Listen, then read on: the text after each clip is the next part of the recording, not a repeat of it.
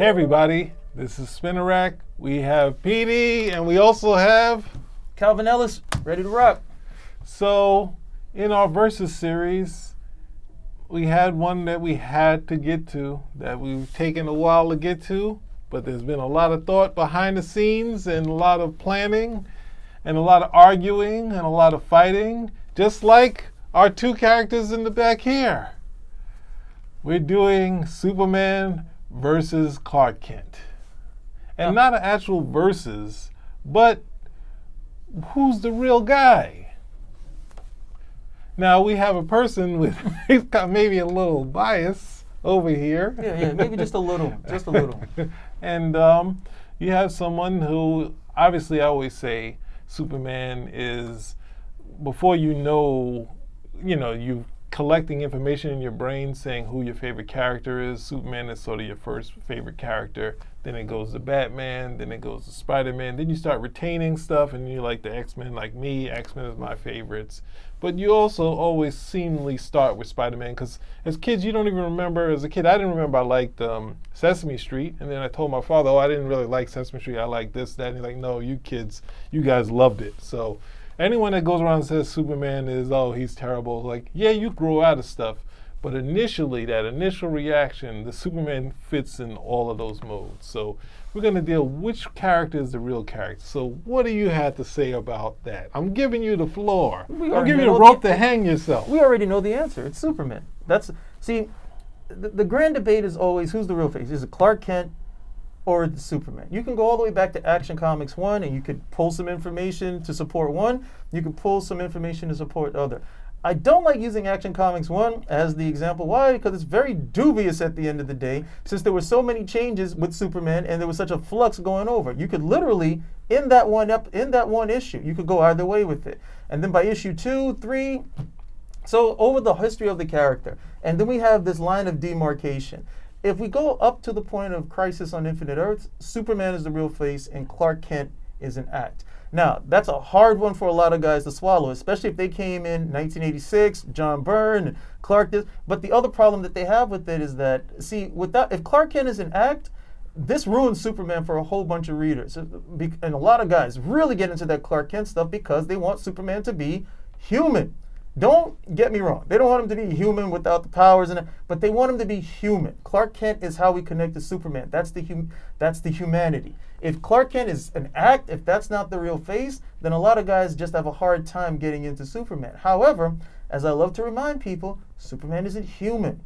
Okay? He's a Kryptonian. He has been raised to be as a human. He's been raised with the best values of a human, but he's still not a human being at the end of the day. So unless he's being himself, which is a Kryptonian, without any of the other trappings, it's an act. It doesn't matter how good the act is, it's still an act. Now Byrne, when Byrne got on the book, that was great because Byrne made the act like an act within an act. He said, I'm going to act, I'm just going to play it straight. I'm not going to do all the other, I'm not going to make him bumbling. I'm not going to have him doing stuff as Clark that he would never do as Superman. He's pretty much, look, if Superman eats milk, or rather drinks milk and has some pie, Clark drinks milk, has some pie. It's not going to be too much of a big difference, but it's still an act at the end of the day. When he goes to the Daily Planet, he's not going to allow himself to get shot in the chest. He's not going to come over there and fall out the window and start flying. He is still acting. And the idea of that is because he wants to have a life as close to human as possible when he's not Superman, but it's still an act. It's Superman's biggest wish to be able to fit in with all of us, to be one of us, but he's not one of us. Well, there's no way to turn off the powers. So as any sort of superhero, some say Spider-Man, whoever, there's no turning off the powers. So that part of you is always going to be on. So like you have Spider-Man using his spider sense and Betty Brant being like, I can never sneak up on you, Peter. That part is not going to be part of the same. That's always going to be a part of him. Of Superman is always going to have his powers and always going to be invulnerable to if they somehow pushed him out of a window, he would survive it. And then his identity would be found out. But that's, to me, I always go back to, as you were saying, was Action Comics #1, where they say Clark Kent becomes Superman. So, but for me, I'm not, ultimately Stan Lee sort of said, the aspect of hero when he was arguing with Ditko, saying, "I need to see more. I need to see more Spider-Man, less Peter Parker." That part, there's always going to be less, and there's not that much. Besides them mentioning it on page 1, there's only a little small section of Superman's alter ego, Clark Kent. So there's never going to be a lot more, because to the fans and to the editors, they're like, I'm not buying this for Clark Kent. The name is Superman. But for me, the aspect of the day-to-day, saying it, I don't want to go as far as, say, Quentin Tarantino, saying that this is his image of what humanity is. I just feel he wakes up in the morning, he was born with his family as Clark Kent, the Kents from the Kents that passed, that he mourns. That he wakes in the morning, he's not, my name is, I mean, you could, later on he found out his name was Kal-El, but at the same time, I think, what was it, at some point in the Superboy stories, he have all this videotapes or video imagery that he could see the past, and he was getting all the information of his past. But ultimately, his family is the Kents, and that's what he grew up being, Clark Kent. Some of the act of, in the original series, which they kind of phased out, not as much as Byrne, but they sort of lessened it, where when you meet Clark Kent, he was a real person. He wasn't just, because they stopped having him bumble all the time. He kind of turned into trying to reverse everything, was it Steve Lombard did. So Lombard would do a practical joke, which is, I think it was a throwback to the early Superman stories. One of the characters would mess with Clark Kent's tie, and we don't really understand that these days, because it doesn't seem like, oh, this is just why even care about him? But Steve Lombard was taking that and pushing it to the next level, but Clark, using his powers, always reversed that. In that period of before Crisis, there's a definite split where it almost seems like Superman is a character in and of itself, connected to all the Krypton stuff and the Fortress of Solitude and having a life there. And then Clark Kent would have the powers, but then when he would talk to other news people, and he wasn't what I expected. I expected him to be, a little less this or less that. So in my mind, just for the day-to-day of waking up and being a person, because even in the Byrne run, I think he recently had an interview and he said he didn't even make a big deal of it. He's like, yeah, I think it's a real character. He's like, but most of the Daily Planet stuff is I think A Few Good Men, like having that imagery, which built up the Clark Kent part without adding a ton of more scenes. Because they like basically have him in the newsroom and have these scenes look dynamic. And that's all I think he wanted to really do with Clark Kent, and having those Clark Kent scenes be a little more dramatic. And because there's comics of Burns where, it's just like the pre-crisis is that there's no Clark Kent in it. It's a continuing story, and it's all Superman. But for me, just him waking up in the morning, him going about his day, going to get his coffee, he's Clark Kent. And then at some point, if something happens, he hears something, and that's true for both sides of the pre-crisis and post-crisis, that he would be, such and such is happening, I'm going to change it to Superman and move on. I think at some point there was sort of like a third identity where you have Clark, you have Kal-El, and you have Superman. So it's kind of, and Kal-El sort of the mix between, I think Byrne was saying is like moving out the bumbling part and having that sort of mix between Superman and Clark Kent be the one we see as Clark Kent. But for me, I don't want to single it out, because that also leads writers to go to almost writing Clark Kent out of the book, because that's the horror for me for every comic book. Because every time you get to, and I think I have to almost applaud Bendis, so I can't believe I'm saying this, for increasing a lot of the Daily Planet stuff, because the New 52 stuff, you have all these great writers, you have the top writer in the book, sort of shying away from the Clark Kent stuff. Even Grant Morrison had sort of sidelined Clark Kent and had him outside of the Daily Planet, and it was just like, Superman's the guy. And that's where you get lost, and that's why I sort of, I guess almost akin to when you talk about Born Again, every time we go to saying Superman's the guy, then people are just like, know what, he's out of the mix. And they almost all reference Superman 3, which is not really a solid movie. But the interesting part is that Lana doesn't fall for any of the Clark Kent bumbling stuff. She moves past it every time, him being Superman. So some of those scenes are some of my favorite in the movie. And it's interesting to see it going to, and I'm going on long, in the first movie, him being in the Daily Planet and being in a city like with New York, where Clark Kent could almost hide in plain sight because he's so busy. No one would be interested in this guy that's trying to basically be, you know, anyone who's being sort of shy or being mild-mannered, well, you pass through like, you know, like, but I just worry about writers because every time you hear Superman's the guy, they immediately go to writing out Clark Kent and then coming back 5 issues like Thor. The struggle with the real identity and the costume identity, and I just like going back to like one of the earlier stories where Clark Kent is still going to Lois, even though he's like chickened out a couple times in the early stories and not fought back. He's like, I want to, you know, asking Lois on a date, and she's like, no, I don't want to, you know, I'm not interested in you at all. I'm interested in, like, interested in who? Superman. And he's like, Superman? And then he walks off, and then he has a big laugh. So that to me sort of has the feeling that initially they were, you know, I mean, I don't know, Superman's so much in the original stories, it's hard to tell who.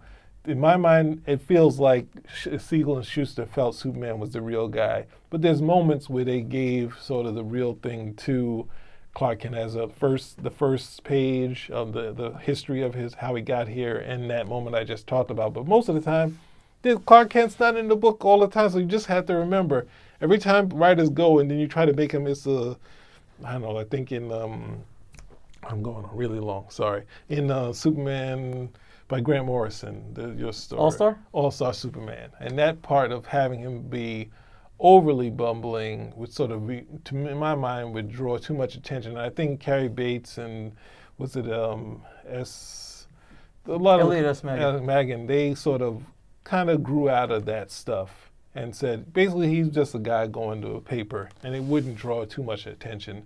And it's just part of the suspension of disbelief. So the whole bumbling stuff, I mean, that wasn't initially, I mean, in Action Comics 1, he's playing down his, because again, it says, you know, Clark turns into Superman. All right, but then, you know, you have the scene where Clark is there, and the guy's trying to get Lois to dance, and he's like, well, no, I better, you know, I better downplay this right over here. Hey, Lois, why don't you just dance with him? What's the big deal? He doesn't come over, he doesn't even assert himself in the slightest to say, hey, back off, buddy.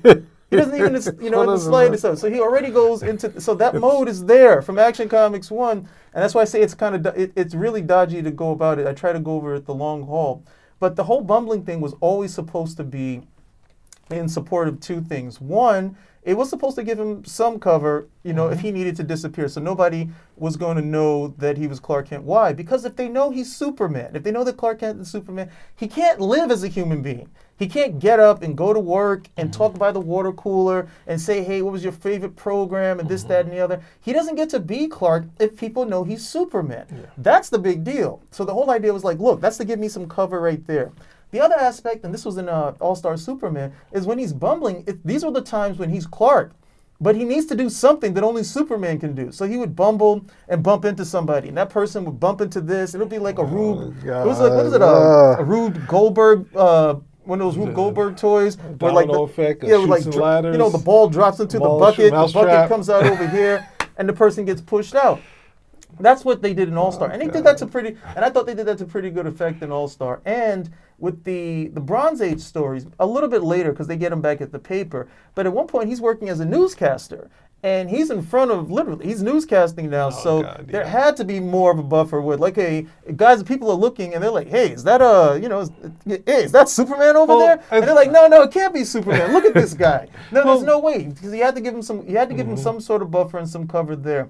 Once we get to, once he's just working at the newspaper, the problem I have with it is that it became so synonymous between the two of them that just as nobody wanted Clark Kent to be an act, because then they're like, well, that, without saying it. They never say this. But the whole idea is if Clark Kent is an act, then it's pretty much almost like a slap in the face to human beings. That's what a lot of guys get. They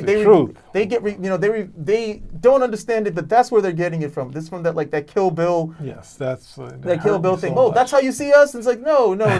Okay, so it can't be that. But then if it's to the point where like, well, no, Superman's the job. You're like, no, Superman has to be authentic. When Superman's coming and he's saving you and he's like, that can't be an act, okay? Because if that's an act, then what you're saying is, hey, if this guy has a bad day, it's the Plutonian or Overman or something. They both have to be genuine, and to a large extent, all of those actions are genuine. But the way I've always looked at it is that, look, he's not Clark Kent. Okay? Now, wait a second. I'm just going to cut in because we've argued this and we fought. No, I just wanted to have some sort of energy in there. There you go. No, he's not Clark Kent. Okay, he's Kal-El of Krypton. That's who he is. Okay, nobody has to like it or agree, but that's who he is. The trouble with that, if you try to push the Kryptonian aspect, is that it's either one, Krypton is this place where he doesn't really have a lot of connection to, because he was so young when he was sent over here. If it's pre-crisis, he's about 3 years old when he's sent here, and he doesn't remember a lot. But then if you really start bringing him all the Kryptonian stuff, it becomes, well, why are you here on Earth? What's the sent to you here? So there has to be some distance between, him being Kryptonian and, the upbringing he gets here. So then he gets the upbringing from the Kents. Quality upbringing, finest upbringing whatsoever. But in the same breath, those are where he learns, hey, I'm not human. Okay, but all the connections that he makes, okay, all the vibe that he gets from being a human being and the great stuff about being a human being, he gets from that relationship with the Kents, with Jimmy Olsen, with Lois Lane, with Perry White. He's probably the only guy who likes getting chewed out by his boss. Like, hey, that was great. Now I can go over here and do stuff where somebody else he enjoys being human. Even if he understands, hey, I'm not really human, that a lot of the stuff that other people may have to deal with, I'm not going to have to deal with. And they're not going to have to worry about somebody trying to kill them with kryptonite. So that, there's that give and take right over there. But in Superman, you get that merging of it where he can, like, all the best values, okay? All of the heritage that he has from Krypton in terms of his powers and so on and so forth. And then everything that makes a great human being, we get to see that in Superman. He's not super Kryptonian. It's Superman at the end of the day. And that's the merging that I've always seen. With Clark, with Clark, for me, it's really tough because I think a lot of guys, whether they want to admit it or not, still have a bit of a chip on their shoulder when it comes to Superman. He's got too much and he's got this. Yeah, Clark's the real thing at the end of the day because, again, Clark is human.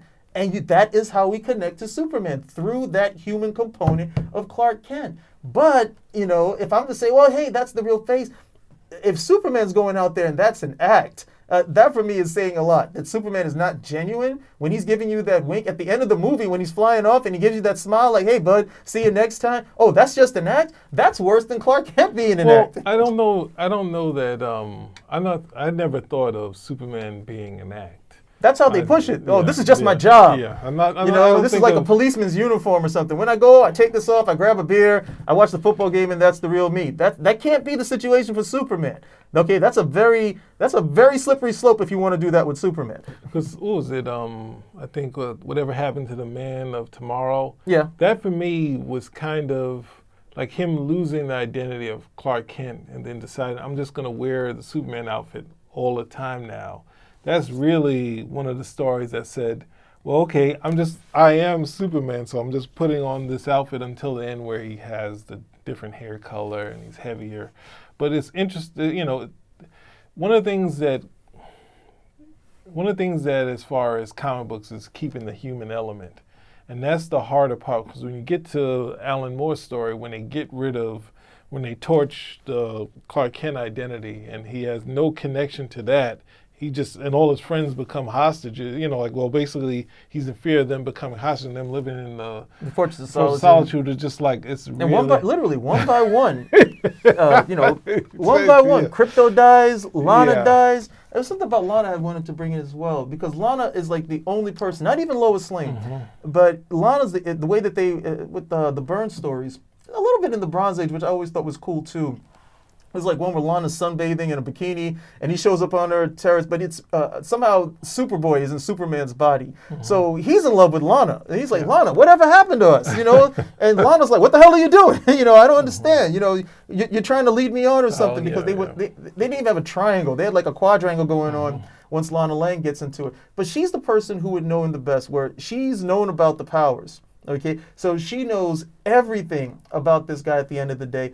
And she would probably be at the same point. That right over there, okay, is like the closest you could get to 100% of who that guy is when he's with Lana Lang in those moments in Smallville before he actually comes out.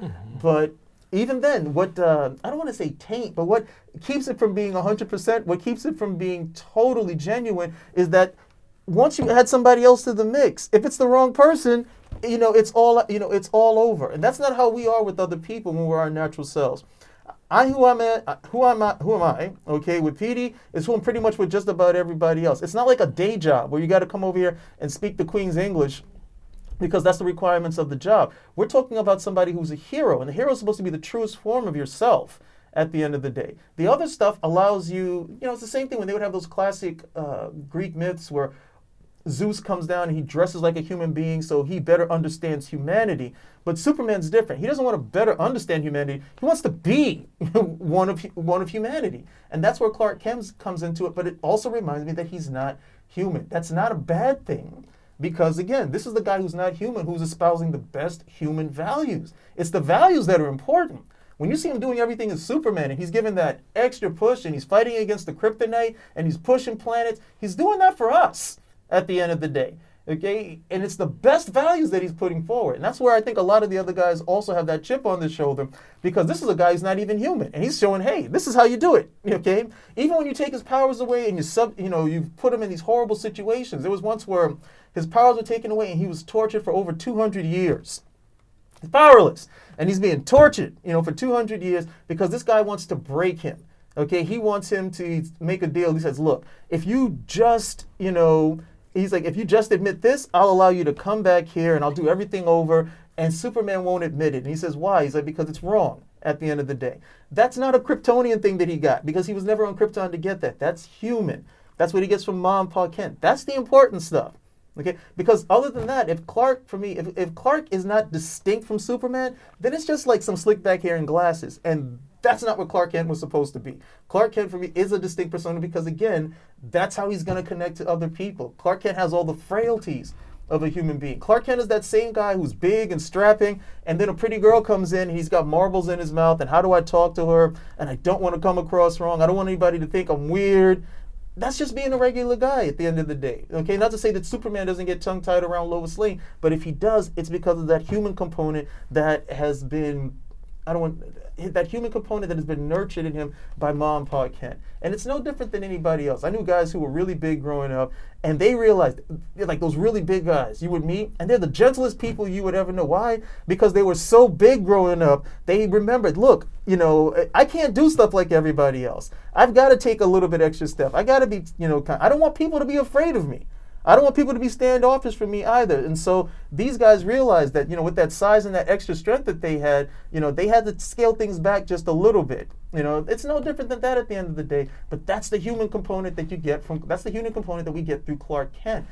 If you make that, the face at the end of the day, then you don't really need Superman. Just let him, he doesn't need Superman if that's the face. He doesn't need to wear an outfit. Just let him go on, take off the glasses and everything, and that would be it. And that wouldn't work either. Why? He would never get a bloody break. Everybody would treat him like who?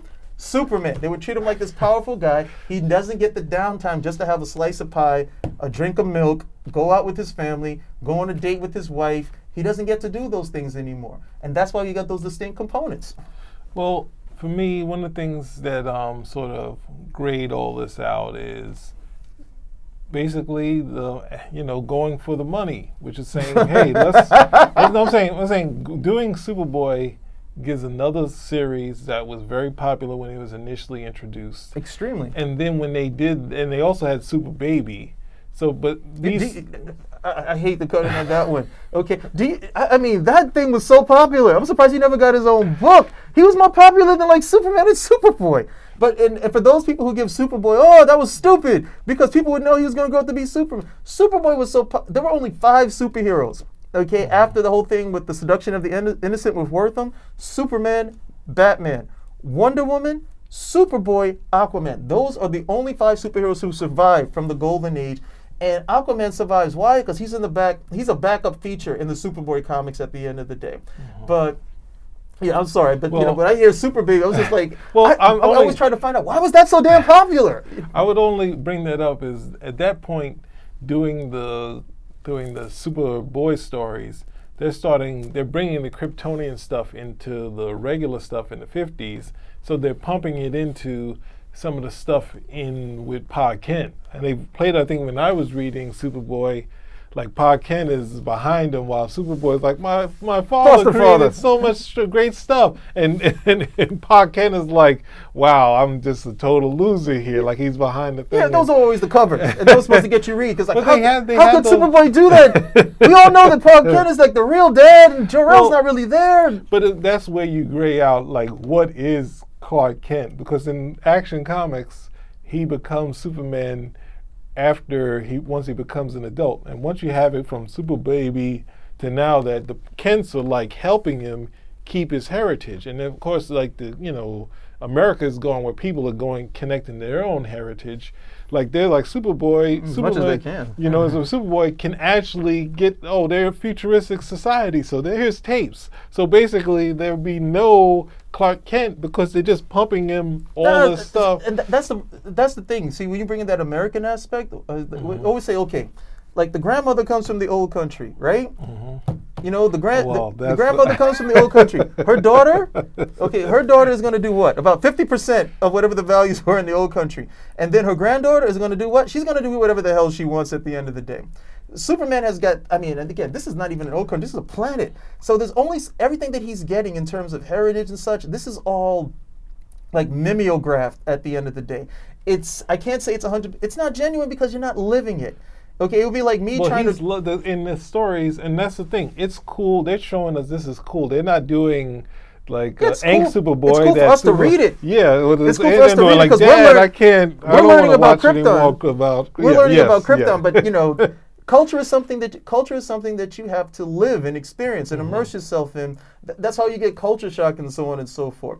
With anytime I was reading the Superboy stuff, it was more like, hey, it was great to find out all of these particular things, but it never once, at no point did you ever read a story where he was like, yeah, you know what? The hell with these, these earthy, stuff that you're trying to put on over here. Krypton is the way to go, and I'm going to push these values. He already makes, every time he puts that suit on, which originally his parents make for him, and his father says the S stands for what? Superboy, okay, or Superman at the end of the day. Why? Because that's how much Pa Kent loves him. He's like, hey, you're my son and such, and that was the relationship. There's this great issue too. I'm so sorry I can't remember the issue, but this is in Action Comics where Pa Kent is brought back to life. Or no, he's granted a wish, and he said, look, I would love to see what becomes of my son in the future.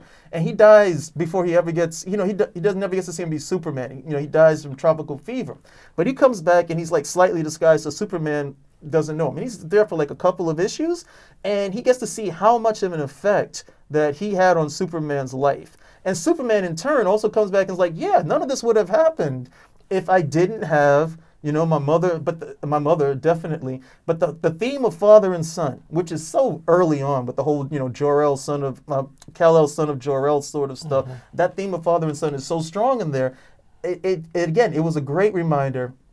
And for me, one of the first things I ever read in terms of that relationship of how important, the values, the upbringing, the nurturing that he has on Earth with these particular people. And there have been countless Superman stories where he falls in Russia or the UK or in the jungle, and how much different life is for him without being presented those empirical human values at the end of the day. And I will only add one thing. This will be my last point, and it's going to be the point for the win and for not check, but checkmate. I was at Terrific Con, and we had Paul Kupperberg, and we had Roger Stern, and we had Jerry Ordway, Do we have another writer that was there? Yeah, you got all the modern writers, hey? The modern guys, the post-crisis writers. No, I see Kupperberg wasn't the modern writer. He was before. And some of his favorite writers, and they felt that Clark was the real guy. So I had to be nasty. Just cut him! Just cut him with that. That's a shame. That's a shame. Fortunately, I also, got a chance to meet with the preeminent Superman writer for the Bronze Age, no one less than Elliot S. Magan. No one less than Elliot S. Magan, who has written 2 Superman novels, who wrote Kingdom Come, and who is an authority on Superman. And without even me posing it to him, he brings, when he's asking about Superman, he says it definitively, Clark, isn't the real face. He was like, the act is so good, it's fooling everybody. He's like, that's how good it is. It's fooling everybody. Superman's the real guy. It's not Clark. That's how good the act is. And you know what? That act is so good. That act is so good. Even his wife is kind of like, hey, Clark, you're the real guy at the end of the day. And I read this like, you're kidding me. You know who this dude is. You know all of the upbringing. Oh, I thought this was the final word here. No, see? The marriage, you see how he plays, right? The marriage you see is it. different you see how he because plays. they almost get rid of, once he reveals his identity, like Clark Kent slowly gets phased out of the book. Damn straight. I'm like, and now once they got them back together in the marriage, Bendis has sort of brought it back. He broke up the marriage. He broke up the marriage. They off in Krypton doing something, I don't know what. No, she came back and she's like, why do we have to live?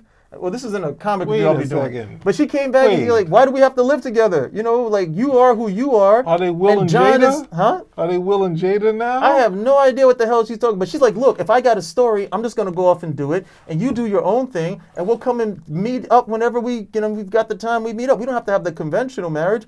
Now, why did that happen? Because Bendis doesn't want to be bothered writing.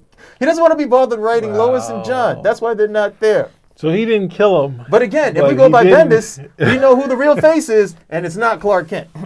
I'm not going by it. I'm not going because I know what Bendis is. But I'm saying I'm just happy that someone put Clark Kent back in the book because he, for the longest while since the marriage, like Clark Kent would come in with the ponytail, hey everybody, and then go into the storeroom with Lois and they would hug and kiss. And it'd be like it was Superman hugging and kissing. That's all we need. Because Lois was like this tiny, like when John Bardano was hugging up Lois' name. Lois is all tiny. All you're asking for is the same thing these other guys, like I would debate with this other guy where he says he likes Superman, the Metropolis adventures. He likes when Superman is doing stuff in Metropolis. And for I like the space stuff too. And for the longest time, I didn't get that because I was like, I don't understand. This guy could literally go anywhere. Why do you like but the Metropolis stuff? You get Perry White, you get Lois Lane, you get Ron Troop, you get Jimmy Olsen, you get all of, and again, what is that? You get the humanity. You get him interacting with that. They're not just a supporting cast. This is like, literally, this is like a family of characters at the end of the day. And you don't get that when you send them out into space necessarily. Because when it's there, that's a Superman adventure. Superman's going out to go do something on his own, okay. But in Metropolis, yeah, you're going to get to meet Bibbo. Who's going to pop up, and you get to see him interact with those. And when you're in Metropolis, Clark Kent has to show up. Okay, because it makes no sense to have Superman there and Clark Kent doesn't show up. Something's got to be happening at the planet at least sometime in the issue. So it's along those lines. I don't know. I don't know if I'm conflating this now with Stan Lee and maybe one of his edicts over at Marvel. But I think at one point they literally said there has to be a certain number of pages where we see Superman in the story and like a certain number of pages where you would see Clark Kent. But, at the end of the day, both aspects of this character it's not like one or the other. You need both of them in order to make the character work. You have to have both of them in order for it to work. If I'm saying that Superman is the face, again, that's based on my reading and based on, based on how I've adjudicated the matter. But if you remove Superman from the equation, it's not like you're going to have Clark Kent. You're just going to have this faceless dude at the end of the day who's saving people and has almost no connection to humanity. And then in the same breath, if you have Clark and there's no Superman, what's the draw at the end of the day? Because we don't need it. You get right back to the same point if you remove either one of them. You need that. It is probably one of the best balances in comics when you get it right. And it's not very hard to get it right, but you have to get it right. Well, there's been series, I guess, like with it. DC Comic Presents, where there's not a lot of Clark Kent in those stories. I mean, they did one where it's Superman and Clark Kent in the story, but Yeah, issue number 50. but it's like it's not a lot of them in there. So, and then I think also I would draw from what's that thing, Superman for Life, or what it was, the Alex Ross story. Peace on Earth? Peace on Earth. Peace on Earth. Thank you. So in Peace on Earth, like Clark Kent shows up at like the end of the story, and none of his supporting cast are barely in it. There might be little blips in there, and I was like, oh, There's a great scene in that where No, I'm he's saying totally defeated because he's trying to feed the people, and they're fighting against him. These dictators won't even let him feed the people. And when he goes back, he's home, and I love that shot because he's in the Superman outfit, but he's still. It's like literally he has on the button shirt for being Clark Kent. He's got the glasses on. And I had to ask myself, I don't understand, why is he dressed like that? Because we didn't see him going to work or such. But again, that's the human aspect of him. I only bring that story up to say is like, that's one of the stories with the least amount of supporting cast, and just basically a Clark Kent scene at the end. But it's mainly a Superman story. And it says, if you strip down Superman, you can get a number of years without doing Clark Kent. You don't see it that much as with the Batman story, War on Crime.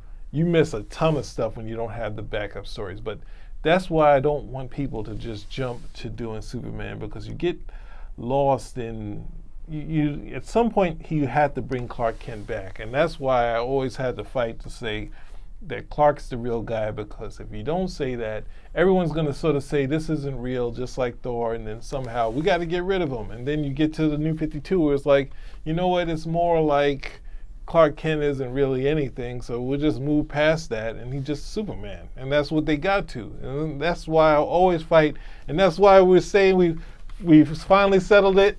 I was right, he was wrong. Spinnerack out. Yeah, right. The only thing I will amend. We just ended. No, you didn't end anything. The only ended. thing that I will amend is when I'm saying that Clark Kent is an act, I'm not saying that Clark Kent is faux or false or anything of that nature. Grant Morrison also read this philosopher by the name of Della Mandora. And in that, it says that human beings, what are we? We're imitators. We mimic what we're shown. Okay, we see birds fly, we build airplanes. We see dolphins go through the water, we build jet skis. Okay, we imitate what we're shown as creatures. We act out what we're shown. So if we have great parents, we tend to follow those values. If we have poor parents, whether we realize it or not, we follow those values. I have seen that. Okay, I have seen that where, you know, my father would lose his temper with certain things, and then I grew up and I found that I lost my temper with certain things of the same nature. Della Mandorla says, hey, if we're going to mimic, if we're going to imitate, then let's imitate the best possible values. Clark, when I'm saying acting, is just like every other human being. He is imitating the best possible values. The only thing that, but again, and where I don't think a lot of people get it, is that he's Kryptonian. This is a guy who is imitating the imitators. Okay, that's how deep it goes into the whole character. You can't get rid of Clark Kent. You get rid of Clark Kent, you don't have, it's like you get rid of Lois Lane. You don't have Superman. Okay, Superman is like this great lake that has all of these tributaries, not a river, but more like a lake that has all of these things feeding into it because of 80 years plus years worth of storytelling. So if you got that balance, it works very well. Too much Superman is scary because you can start enjoying him and forget just how good it is to have Clark Kent in the story. Same thing. You have too much Clark Kent, it becomes really tough too, because after a while he's like, why don't you just pull open your shirt and do something? You can't spend all of your time thinking about this sort of stuff. What was it? I think there was an interesting thing. Yeah, I thought we were done. I know. I just wanted to, from that that Terrific Con where they were talking about that Robin could play sports and be like the second best on the team, and then no one think that he's Robin. So in Superboy, Paul Kupperberg said, let's have Clark Kent play baseball and get a base hit. And then the coach was like, wow, Clark, good for you. And then like no one think, oh my God, he got a base hit. Play Superman. And it's like, no, it wouldn't be the immediate jump. And you saying you can inch in and not have him fall on his face 2 seconds. And I don't think that it's funny. That's why I went back to, we're ended. We're done. It might just not even show up. But it's just funny to see Clark Kent still going out asking Lois on a date and not be a part of an act, saying I want to go out on a date with Lois. Not just like, let me prove that I'm not Superman by asking her out on a date. So I'm just saying, don't give up on Clark Kent, because you can easily do that, and then you'll be running and you'll be killing Superman like you did in the New 52. God. Okay. That's how I'm going to end it, and that's how I won this argument. Oh. Yes, everybody, you're with me, and remember in this movie, Clark Kent won. So it wasn't as dramatic as we expected, so I got to add some drama to this one. Well, actually, thanks, everybody. Superman won, but hey. No, well, maybe he did. In general, he is Superman. Hey, so. open up the shirt. Thank you, everybody. See you next time.